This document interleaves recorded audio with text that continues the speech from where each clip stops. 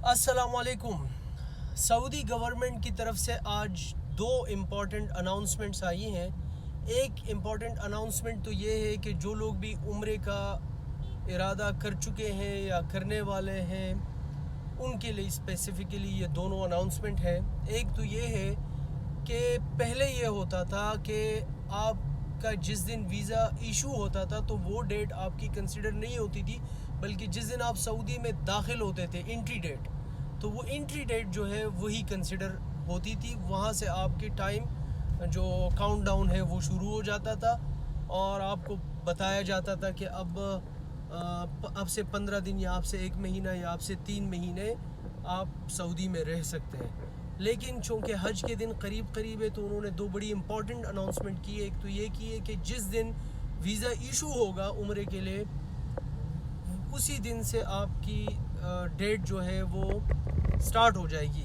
مطلب یہ کہ کاؤنٹ ڈاؤن آپ کا اسی دن سے سٹارٹ ہو جائے گا۔ اگر 1 مہینے کا ویزا ہے اور وہ 1 اپریل کو ایشو ہو چکا ہے تو 30 اپریل تک ہی آپ جا سکتے ہیں اور 30 اپریل سے پہلے آپ کو سعودی چھوڑنا ہوگا۔ یہ ایک مثال دی ہے۔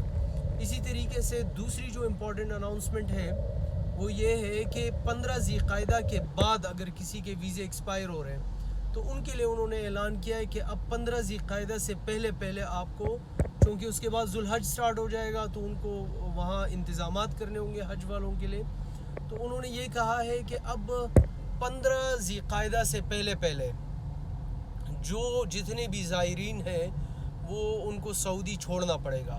تو اس لیے یہ دونوں بڑی امپورٹنٹ چیزیں تھی۔ کچھ لوگوں کو اس کا آئیڈیا نہیں ہوتا۔ اگر آپ آلریڈی ٹکٹ کرا چکے ہیں یا کرانے والے ہیں تو ان دونوں باتوں کو آپ نے اپنی ذہن میں رکھ کر اپنی پلاننگ کرنی ہے۔ ایک بات تو یہ ہے کہ 15 ذی القعدہ سے پہلے آپ کو سعودی چھوڑنا ہے۔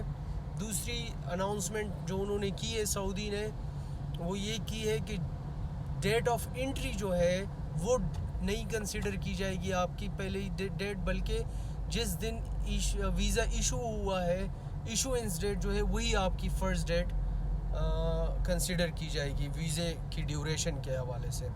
تھینک یو، جزاک اللہ، اللہ حافظ۔